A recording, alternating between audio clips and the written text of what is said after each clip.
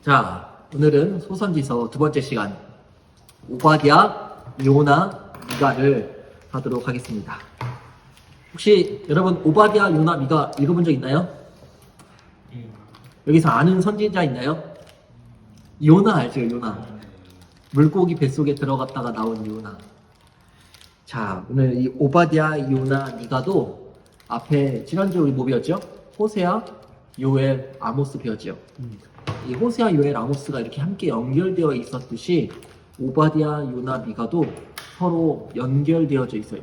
자, 호세아, 요엘, 아모스의 특징이 뭐냐면 하나님의 심판과 이제 구원에 대한 이야기인데 호세아부터 요엘, 아모스로 갈수록 심판의 강도가 약해질까요? 강해질까요? 맞아요. 심판의 강도가 점점 강해졌어요. 근데 오바댜, 요나, 미가도 물론 심판과 구원에 대한 메시지지만 여기는 하나님께 돌아오는 자를 하나님 회복시키신다라는 내용이에요. 근데 오바댜, 요나, 미가로 갈수록 하나님의 그 구원의 세기가 점점 더 강해지는 거예요. 그러니까 조금 앞에 거랑 다르죠? 앞에는 심판이 점점 강해졌다면 오늘 배울 거는 하나님의 그 회복과 그 구원의 은혜가 점점 강하다. 이렇게 진행이 됩니다. 자, 오바댜는 에돔에 대한 심판의 메시지가 등장을 합니다. 그리고 요나는 그 북이스라엘에서 활동한 선지자이고 미가는 남유다에서 활동한 선지자입니다. 자, 우리 보도록 하겠습니다. 261페이지 오바댜. 자, 오바댜는 한마디로 정의하면 에돔을 심판하시는 하나님에 대해서 말씀을 하십니다. 그런데 이 에돔 심판의 메시지 안에는 하나님의 그 사랑이 숨겨져 있어요. 어떻게 숨겨져 있는지 한번 볼게요. 자, 오바댜가 기록되어져 있는 연대는 우리가 사실 정확히 알 수는 없어요. 그러나 이 연대가 중요하지 않아요. 우리 요엘서도 연대가 알 수 없어요. 그러나 연대가 중요하지 않고 거기에 담겨져 있는 메시지가 중요하다라고 나눴죠. 자, 오바댜는 에돔에 대한 심판이었어요. 여러분, 에돔은 누구의 후손이냐면 에서의 후손이에요. 에서는 누구의 형일까요? 야로 시작하는 야씨. 야곱. 좋아요. 야곱과 에서를 누가 낳았죠? 이삭이 낳았죠. 그렇죠? 이삭이 야곱과 에서를 낳았는데 둘이는 어떻게 태어났죠? 쌍둥이로 태어났어요. 그렇죠? 에서가 형이었어요. 그렇기 때문에 이 야곱이 이스라엘 자손이거든요. 그럼 이 에돔, 야곱과 에서가 형제이듯이 이스라엘과 에돔은 어떤 관계이다? 형제 관계이다. 원래 이렇게 친족 관계였어요. 친족국. 그런데 이 에돔이 이스라엘이 재난 가운데 있을 때에 이스라엘을 도왔을까요? 돕지 않았을까요? 돕지 않았어요. 오히려 이스라엘이 불행을 당할 때에 그 불행을 기뻐하고 즐거워하였던 나라가 바로 에돔 나라였어요.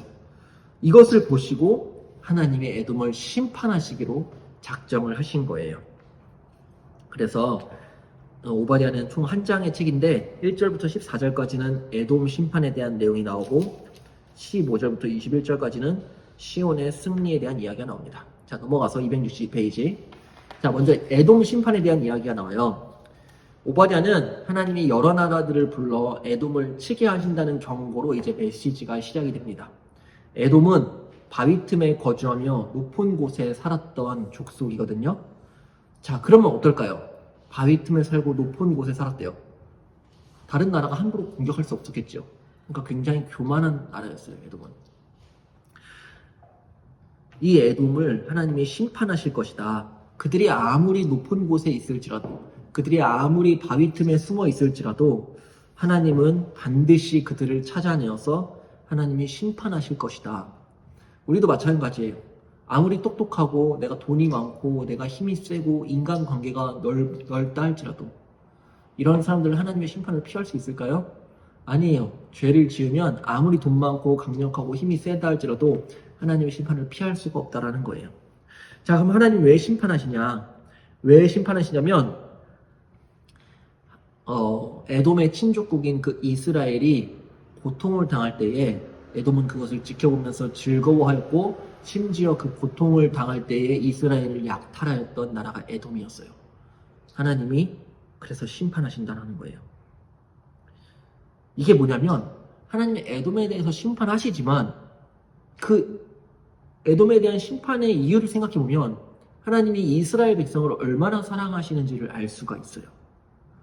이스라엘 백성을 사랑하시기 때문에 하나님이 에돔을 심판하신다는 것이죠. 그래서 15절부터 21절까지 보면 이제 시온의 승리에 대한 이야기가 나옵니다. 하나님이 에돔을 심판하실 것이다. 그러므로 시온은 승리하실 것이다. 세일산의 에돔이 심판을 받아서 이제 없던 것과 같이 패망하게 될 것이다 라고 이제 말씀을 합니다. 그러나 동시에 하나님의 백성 이스라엘은 구원을 받고 하나님께서 주시는 영원한 기업을 누리게 될 것이다 라는 이스라엘의 구원의 메시지가 등장하죠. 19절 말씀을 보면 이런 말씀이 있습니다. 그들이 네겝과 에서의 산과 평지와 블레셋을 얻을 것이요. 네겝과 에서의 산은 남쪽, 그리고 평지와 블레셋은 서쪽, 그리고 길르앗은 요단 동쪽 땅에 해당을 해요. 그리고 20절을 보면 오바댜 1장 20절 사르밧에 대한 이야기가 나와요. 사르밧. 이 사르밧은 북쪽으로 두로를 넘어서는 곳이에요. 그러니까 이스라엘 그 동서남북을 말하는 거예요. 이와 같이 그 하나님께서 구원하시는 이스라엘 백성의 그 영토가 동서남북으로 확장될 것이다 라고 말씀하면서 하나님께서 이스라엘을 대적하는 자들을 심판하시고 이스라엘을 구원하실 것이다 라고 말씀을 하는 것이죠. 이처럼 이스라엘의 이 땅, 이스라엘 땅을 기업이라고 하는데요. 이 이스라엘의 땅이 확장되는 것은 사도행전에서 등장을 해요. 사도행전에 보면 복음이 예루살렘과 온 유대와 사마리아와 어디까지?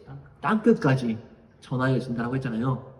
그처럼 복음이 전해지는 그 상황이 하나님께서 이스라엘 백성에게 약속하신 너희들의 기업이 동서남북으로 넓어질 것이다 라고 말씀하신 것과 동일한 의미예요. 왜냐하면 성경의 핵심 주제는 뭐라 했죠? 무슨 나라? 하나님 나라. 하나님 나라가 핵심 주제인데 하나님 나라는 지금 신약 시대에 어떻게 이루어지냐? 전쟁으로 이루어지는 나라일까요? 아니에요. 하나님 나라는 복음으로 이루어지는 나라예요. 그래서 사도행전에서 복음이 온 세상에 땅끝까지 전하여지는 그 모습이 하나님의 나라가 이루어지는 모습이에요. 아시겠죠? 자, 넘어갑시다. 이제 그 다음 요나입니다. 자, 요나를 한마디로 정의하면 긍휼히 여겨주시는 하나님입니다. 긍휼. 선언은 긍휼이 무슨 뜻인지 아니? 긍휼? 긍휼은 불쌍히 여기다라는 거예요. 예를 들어서 현준이가 길을 가고 있는데 갓난아기가 엄마가 없이 혼자서 길거리에 있는 거예요. 근데 그 아이가 배가 고파서 응애 응애 막 이렇게 울고 있어. 그러면 어떤 마음이 생길 것 같아, 현준이는?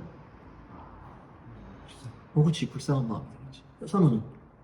그치. 그럼 그 아이가 울고 있는데 선우 주머니에 먹을 게 좀 있어.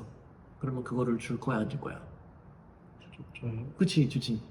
그 마음이 바로 긍휼히 여기는 마음이야. 알겠지? 하나님이 우리를 그렇게 긍휼히 여겨주신다라는 뜻이에요. 자, 요나서는 여로보암 2세 때 활동한 북이스라엘의 선지자였습니다. 우리 여로보암 2세에 대해서 잠깐 배웠었는데 여로보암 2세 혹시 기억나니, 얘들아? 이스라엘 땅에서 가장 부유하고 가장 영토를 많이 차지했던 왕이 누구냐?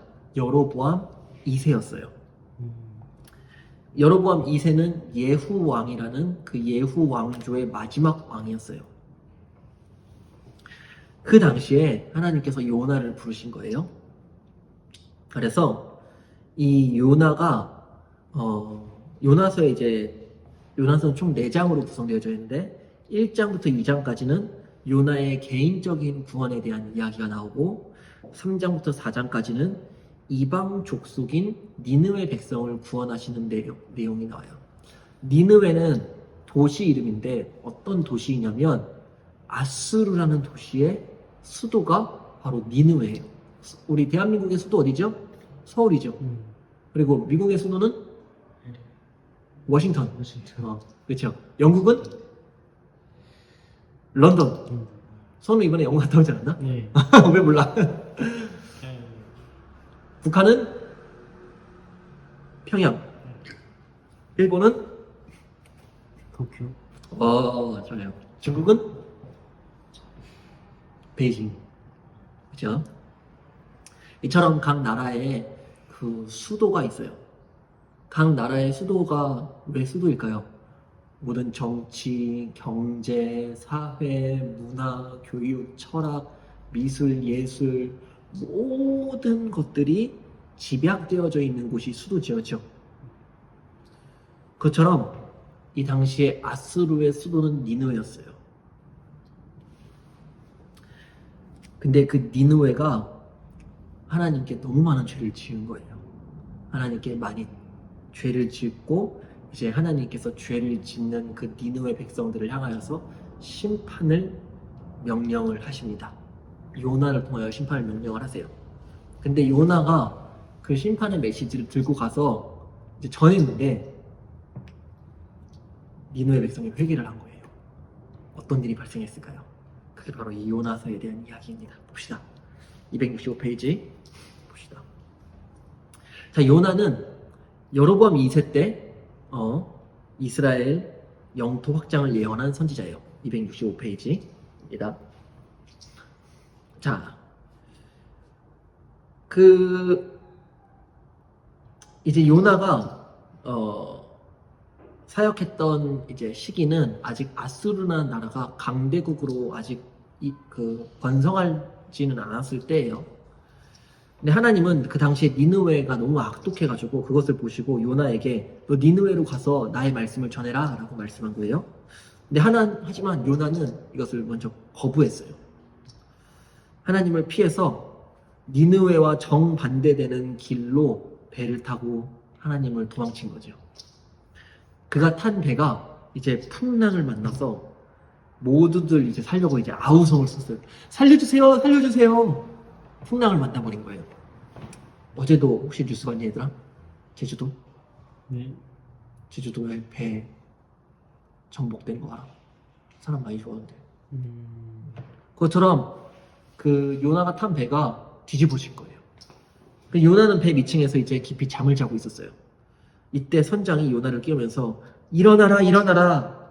그리고 내 하나님께 구하라. 혹시 하나님이 우리를 생각하사 망하지 않게 하시리라 라고 하면서 요나를 막 깨웁니다.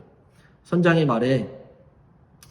이 말은 요나서의 핵심 주제와 아주 연결이 되어져요. 우리 요나서 1장 6절 같이 읽어볼까요? 요나서 1장 6절. 일단 1절이요? 1장 6절. 자, 우리 같이 시작. 선장이 그에게 가서 이르되 자는 자여 어찌함이냐 일어나서 내 하나님께 구하라. 혹시 하나님이 우리를 생각하사 망하지 아니하게 하시리라 하니라. 자, 이 말씀이 요나서에서 되게 중요한 말씀이에요.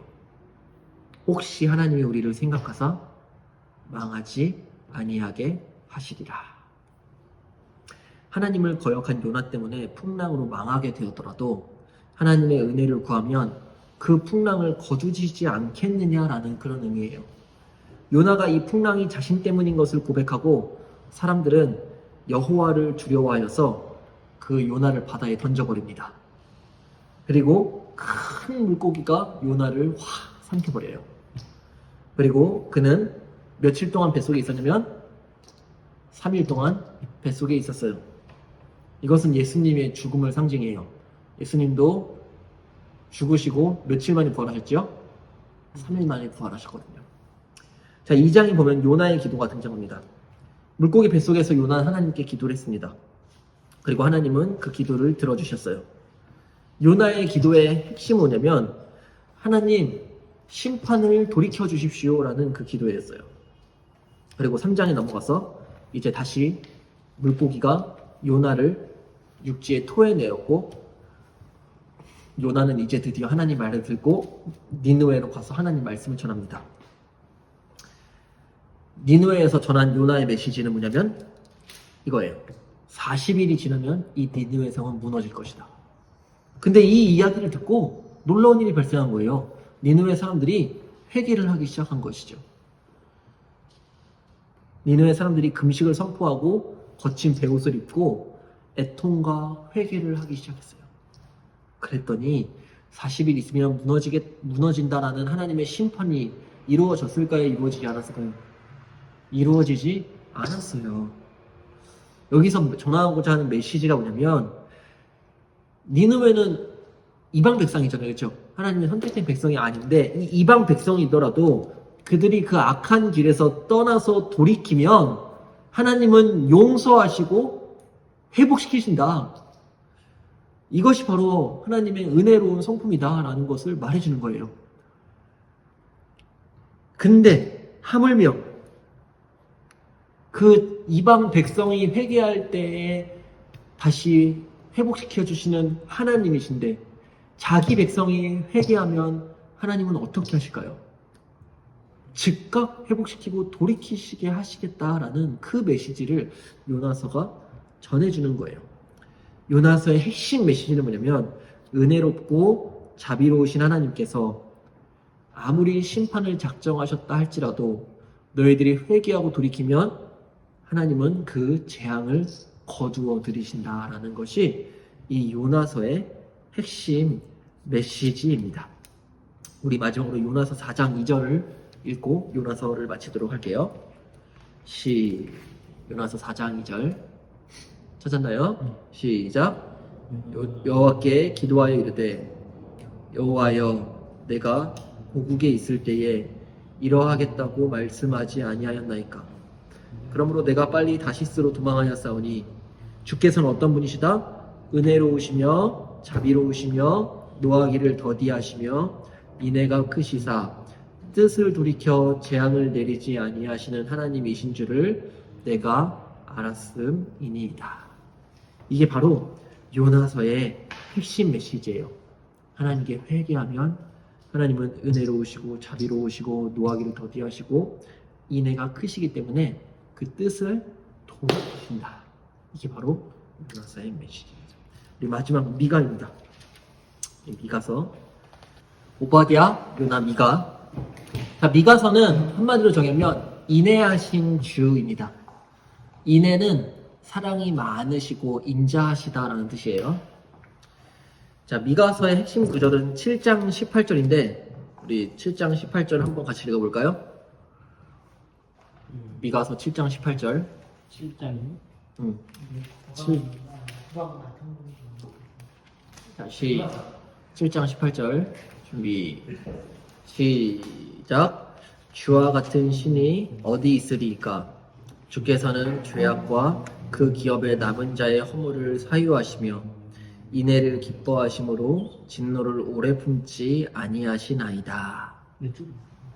7장 18절 여기 보면 인애를 기뻐하심으로 라고 말씀하죠. 하나님은 바로 인애하신 하나님이시다. 자, 요나는 북이스라엘에서 활동한 선지자로 했어요.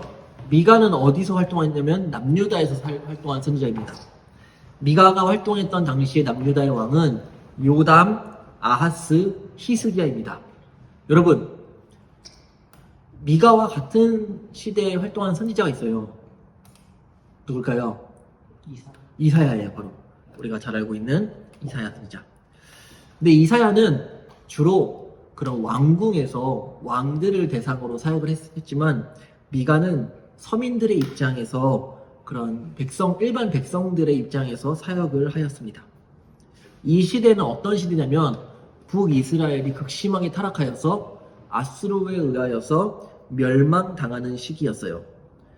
결국 그 남유다도 북이스라엘과 같이 이제 멸망을 향하여서 달려가고 있는 그때에 미가는 하나님이 너희들이 만약에 너희들의 죄를 회개한다면 하나님이 너희들의 죄를 용서하시고 하나님은 인애하신 분이시다 라는 거기 때문에 그러므로 너희들 하나님을 향하여서 돌아와라.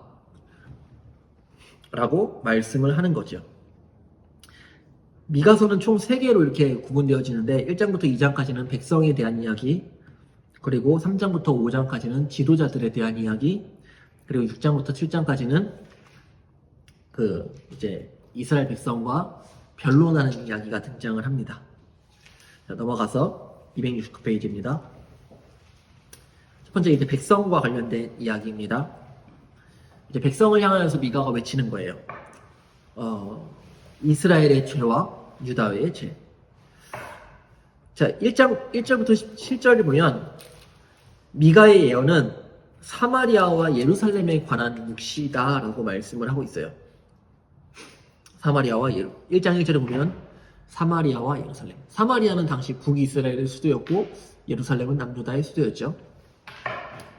뭐냐면 미가는 아직 북왕국 이스라엘이 멸망하기 전에 예언을 하고 있기 때문에 그의 활동 영역이 주로 남유다였지만 북이스라엘도 포함을 했다라는 거예요. 사마리아와 예루살렘은 그 남유다와 북이스라엘의 수도로서 거기에 있는 지도자들이 백성을 잘못 인도한 책임을 가지고 있기 때문에 각각 야곱의 허물과 유다의 산당, 유다의 죄라고 1장 5절에 이렇게 말을 하고 있습니다. 하나님이 이들을 심판하시기 위해서 하나님이 임하신 거예요. 그리고 사마리아를 들의 무더기와 같이 심판하실 것이다 라고 말씀을 하십니다. 그리고 유다 예루살렘의 심판에 대해서 말씀합니다. 이스라엘이 멸망하는 것을 보고 유다와 예루살렘이 이제 회개를 해야 돼요. 그런데 그렇지 않고 북이스라엘의 죄를 따라가고 있었던 거예요, 남유다가. 그리고 유다와 예루살렘에서도 멸망의 그림자가 이제 점점 드리워지고 있었던 거예요.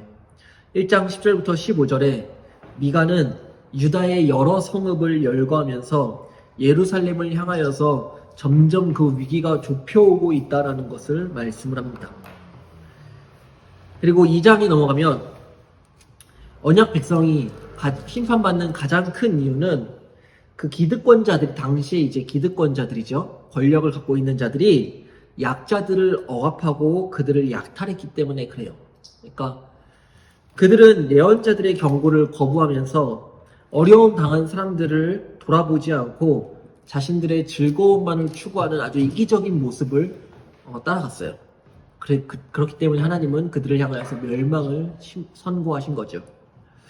그리고 2장 12절부터 13절에는 남은 자에 대해서 이야기 나오는데, 그럼에도 불구하고 하나님은 그 가운데 남은 자를 양떼같이 모아서 새 나라를 이루실 것이다 라고 말씀을 합니다. 우리 2장 12절 같이 읽어볼까요? 시작. 2장 12절 시작. 야곱아, 내가 반드시 너희 무리를 다 모으며 내가 반드시 이스라엘의 남은 자를 모으고 그들을 한 처소에 두기를 보스라의 양떼같이 하며 초장의 양떼같이 하리니 사람들이 크게 떠들 것이며. 여기 보면 뭐라 나오죠? 이스라엘의 남은 자 이야기가 나오죠. 이 이스라엘의 남은 자가 누구냐면 하나님께서 구원하실 자들을 이스라엘의 남은 자라고 표현을 하는 거예요. 자, 3장부터 5장까지는 이제 지도자들에 대한 메시지입니다. 자, 3장에 보면 3장 1절에 보면 야곱의 우두머리들과 이스라엘 족속의 통치자라는 표현이 등장해요. 이들은 하나님 나라의 정의를 위해서 세워진 그 이스라엘의 리더들이에요. 근데 그들이 오히려 이스라엘의 일반 백성들보다 훨씬 더 부패하게 되어진 거예요.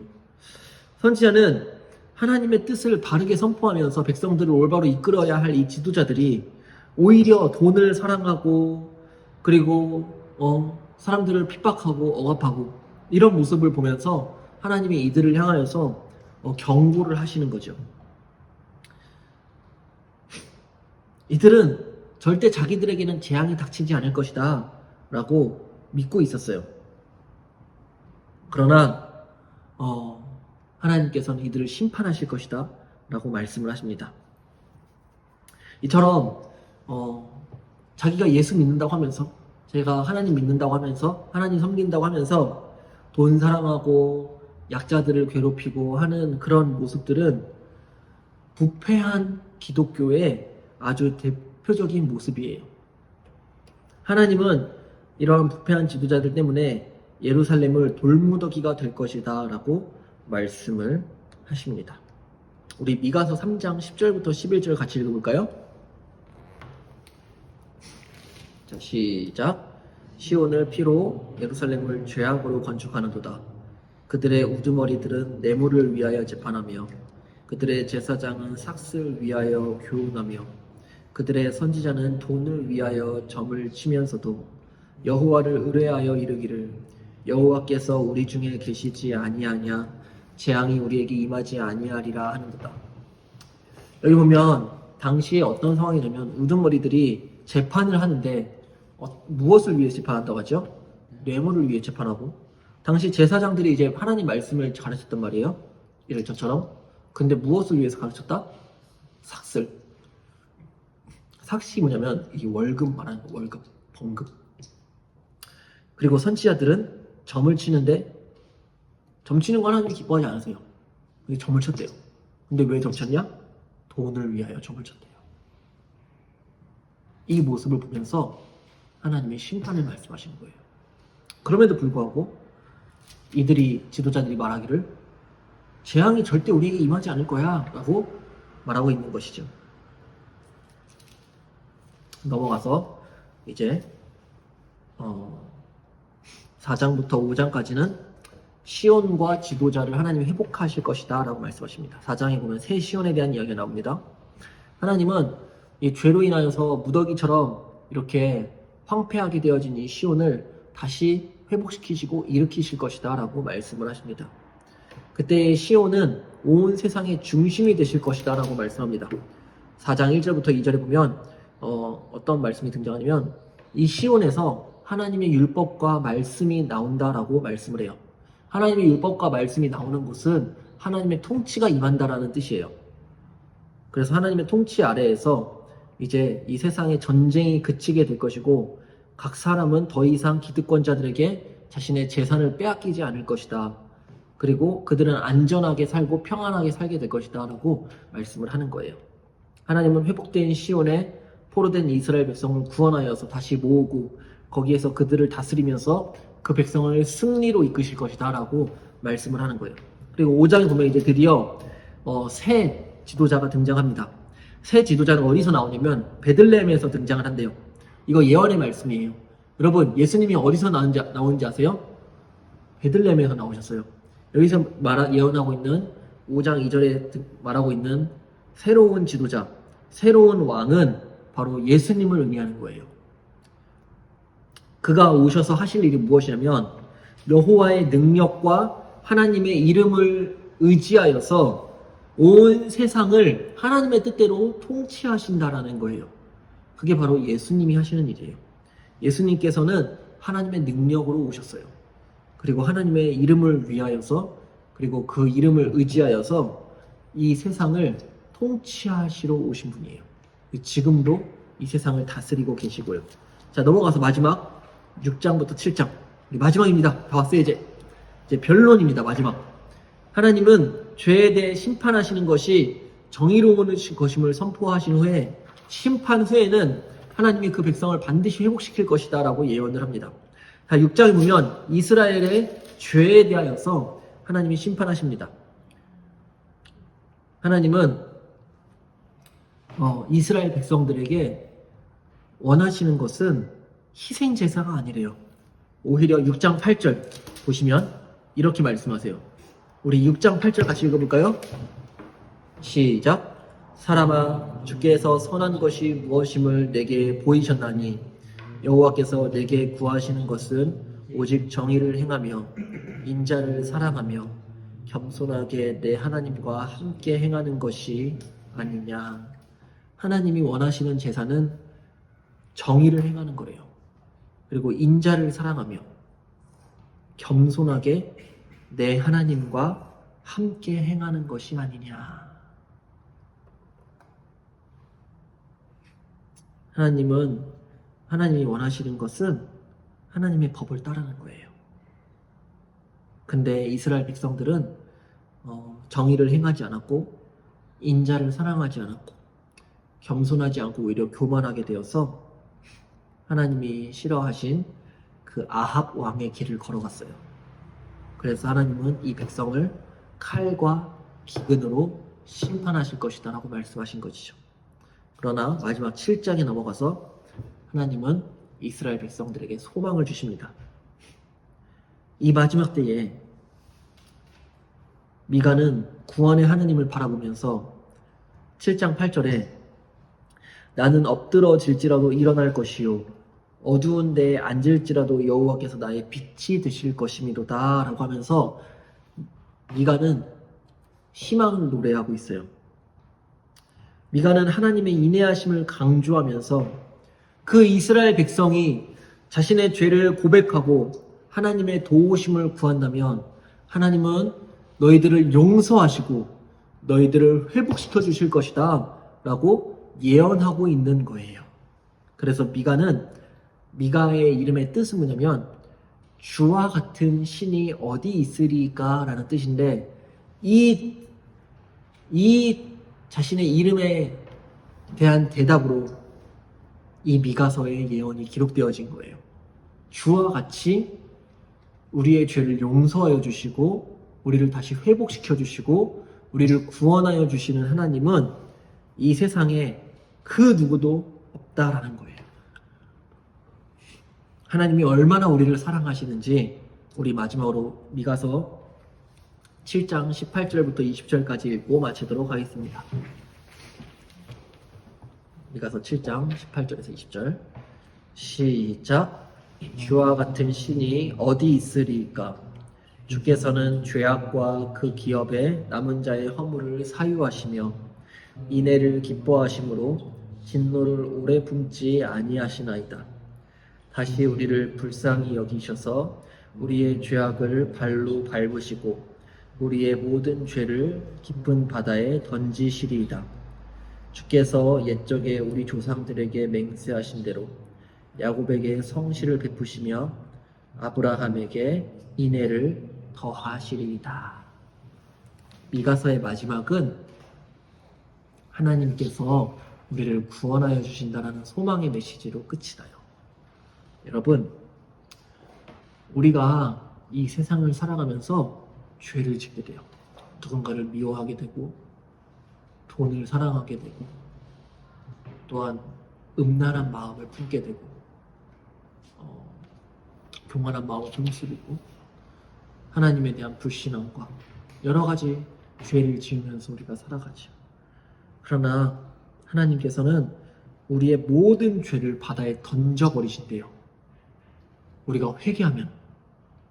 그러니까 우리 하나님이 어떤 분이신지를 잘 기억해야 돼요. 하나님은 아브라함에게 인애를 더하여 주시는 분이고 야곱에게 성실을 베풀어 주시는 우리를 구원하시는 하나님이세요. 여러분들이 아무리 여러분들의 양심에 가책이 되는 죄를 지었을지라도 그 죄를 갖고 하나님 앞에 나와야 돼요. 하나님만이 우리의 죄를 용서하실 수 있고 우리가 하나님 앞에 죄를 솔직하게 고백하고 회개한다면 하나님은 우리의 모든 허물을 용서하여 주시는 분이에요. 그 하나님을 여러분들이 믿으시기를 바랍니다.